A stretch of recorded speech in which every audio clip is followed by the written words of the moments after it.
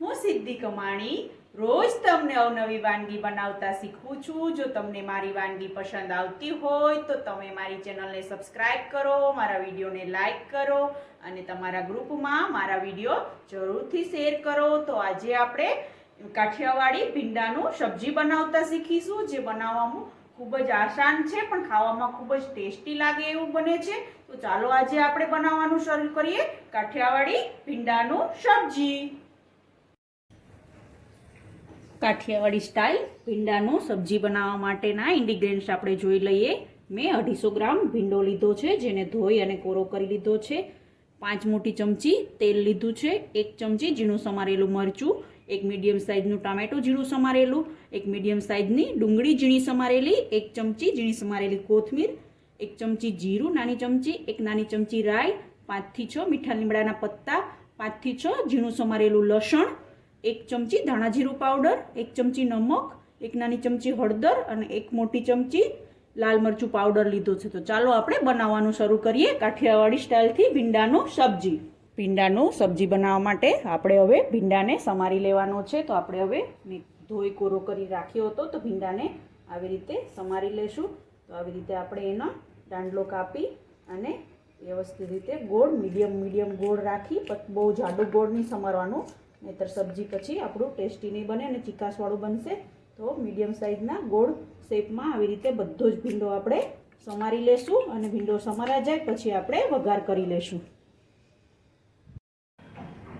તમે જોઈ શકો છો આપણો ભીંડો સમારાય અને રેડી થઈ ગયો છે। તો હવે આપણે વઘાર કરી લેશું।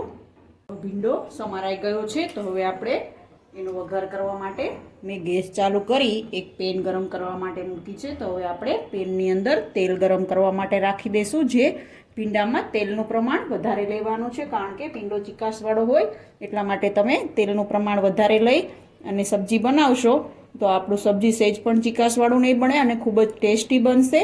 તો જ્યારે બી તમે ભીંડાનું સબ્જી બનાવો ત્યારે તેલનું પ્રમાણ થોડું વધારે રાખવું, જેથી ચીકાશવાળો સબ્જી ના બને।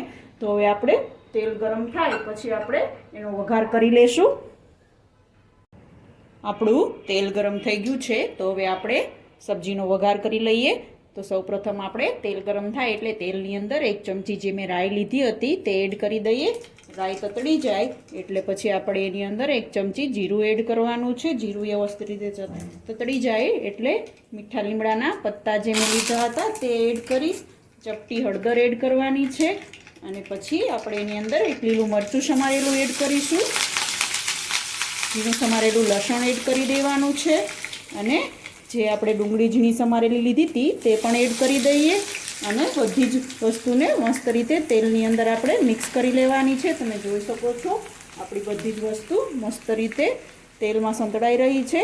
તો હવે આપણી ડુંગળી લસણ વ્યવસ્થિત રીતે સંતળાઈ જાય થોડી વાર પછી આપણે એની અંદર ટામેટાં એડ કરવાના છે। તો તમે જોઈ શકો છો આપણી ડુંગળી અને લસણને મસ્ત બ્રાઉન થઈ અને સંતળાઈ ગયા છે થોડા। તો હવે આપણે એની અંદર ટામેટું જે ઝીણું સમારેલું મેં લીધું હતું 1 નંગ તે આપણે એડ કરી દઈએ અને ટામેટું ડુંગળી બધું પાકી જાય ત્યાં સુધી આપણે એને પકવવાનું છે। તો હવે આપણે બધી જ વસ્તુને મિક્સ કરી દઈએ અને પકવા દઈએ થોડી વાર માટે, 1 થી 2 મિનિટ માટે આપણે ટામેટું ડુંગળી અને લસણને બધું સંતળાય ત્યાં સુધી આપણે એને પકાવવા દઈશું। પછી આપણે એની અંદર મસાલા એડ કરી અને ભીંડો એડ કરવાનો છે।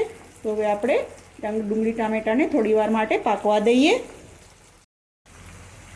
તમે જોઈ શકો છો આપણે ડુંગળી ટામેટું મસ્ત રીતે સંતળાઈ ગયું છે। તો હવે આપણે એની અંદર જે 1 ચમચી નમક લીધું હતું તે એડ કરી દઈએ અને હળદર એડ કરી દઈએ। લાલ મરચું અને ધાણા જીરું પાવડર આપણે લાસ્ટમાં ભીંડોનું સબ્જી રેડી થાય ત્યારે એડ કરવાના છે, મીન્સ કે ભીંડો પાકી જાય પછી, અત્યારે એડ નથી કરવાનો નહીંતર એનો ટેસ્ટ સારો નહીં આવે। તો હવે આપણે એની અંદર જે ભીંડો સમારેલો છે તે એડ કરી અને વ્યવસ્થિત રીતે ભીંડાને પણ સબ્જીમાં મિક્સ કરી લઈએ બધી વસ્તુની અંદર।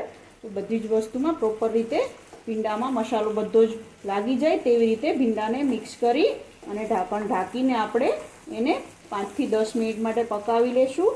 તો હવે આપણે બધા જ ભીંડાને વ્યવસ્થિત રીતે મસાલો લાગી જાય એવી રીતે મિક્સ કરી લેવાનો છે। તો આપણે ભીંડાને મિક્સ કરી લઈશું અને પછી આપણે એને ઢાંકણ ઢાંકી અને પકવવા માટે રાખી દઈશું। તમે જોઈ શકો છો આપણા ભીંડામાં બધો જ મસાલો મસ્ત રીતે લાગી ગયો છે ને મિક્સ થઈ ગયું છે। તો હવે આપણે ઢાંકણ ઢાંકી અને 5 થી 10 મિનિટ માટે એને પકવવા માટે રાખી દઈશું. તો જ્યારે બી સબ્જી તમે બનાવો ભીંડાનું ત્યારે એને હળદર નાખી અને હળદર અને નમક નાખી અને પછી પકવવાનું છે. અને પાકી જાય પછી આપણે એમાં લાલ મરચું અને ધાણા જીરું એડ કરશો તો ભીંડાનો કલર પણ એવો ને એવો જળવાઈ રહેશે અને સબ્જીનો ટેસ્ટ પણ ખૂબ જ મસ્ત આવશે. તો હવે આપણું આ સબ્જી 5 થી 10 મિનિટ વચ્ચે પાકે છે તો વચ્ચે વચ્ચે આપણે એને ઢાંકણ ખોલી અને વચ્ચે વચ્ચે ચલાવતા રહેવાનું છે જેથી તળિયે ચોટી ન જાય. તો હવે આપણે એને થોડી વાર માટે પકવવા દેશું. આપણે સબ્જીને 5 મિનિટ માટે પકવવા માટે રાખ્યું હતું.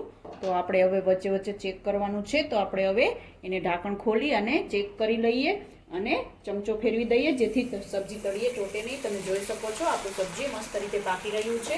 તો આવી રીતે વચ્ચે વચ્ચે ચમચો ફેરવતા રહેવાનું જેથી આપણું સબ્જી તળિયે ચોટે નહીં અને મસ્ત બને. એટલા માટે હવે આપણે વ્યવસ્થિત રીતે ચમચો ફેરવાઈ ગયો છે. તો હવે આપણે પાછું ઢાંકણ ઢાંકી અને 5 થી 10 મિનિટ માટે આપણે એને પકવવા માટે રાખી દઈશું.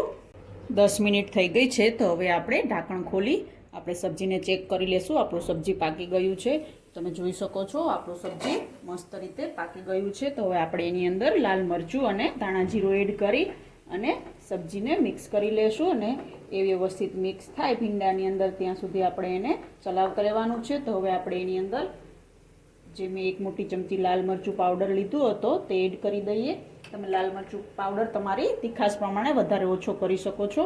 તો હવે આપણે એની અંદર 1 ચમચી ધાણા જીરું પાવડર એડ કરી દઈએ અને બંને વસ્તુને વ્યવસ્થિત રીતે મસ્ત રીતે બધા જ ભીંડાની અંદર લાગી જાય તેવી રીતે મિક્સ કરી લઈએ. તો હવે તમે જોઈ શકો છો આપણા સબ્જીનો કલર ખૂબ જ મસ્ત આવી ગયો છે. તો હવે આપણે આપણા સબ્જીને આ બધી જ વસ્તુ વ્યવસ્થિત રીતે મિક્સ થઈ થોડી વાર માટે ગેસ ઉપર રાખશું 1 થી 2 મિનિટ માટે. પછી આપણે એને સર્વ કરી લેશું. કોથમીર વડે ગાર્નિશ કરી આ સબ્જીને આપણે સર્વ કરી લેશું. આ સબ્જીને તમે રોટલા સાથે, ભાખરી સાથે, રોટલી સાથે બધા સાથે ખાશો. ખૂબ જ ટેસ્ટી લાગશે. જો તમને મારી આ રેસીપી અવનવી રેસીપી ગમતી હોય તો તમે મારી ચેનલને સબસ્ક્રાઈબ કરો, મારા વિડીયોને લાઈક કરો અને તમારા ગ્રુપમાં મારા વિડીયો જરૂરથી શેર કરો. તો તમે જોઈ શકો છો આપણું સબ્જી મસ્ત રીતે રેડી થઈ ગયું છે. તો હવે આપણે એને સર્વિંગ બાઉલમાં કાઢી કોથમીર વડે ગાર્નિશ કરી અને સર્વ કરી લેશું. તો તૈયાર છે આપણું એકદમ કાઠિયાવાડી સ્ટાઇલથી બનેલું ભીંડાનું સબ્જી.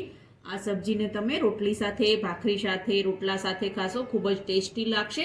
અને આ સબ્જી તમે ટિફિનમાં બનાવવા માટેનું ભરો ત્યારે આપો બનાવીને તો પણ સારું રહે. કારણ કે આ સબ્જીની અંદર રસો નહીં હોતો એટલા માટે સબ્જી ટિફિનમાં પણ સારું રહેશે. તો તમે પણ આ સ્ટાઇલથી ઘરે જરૂરથી સબ્જી બનાવજો.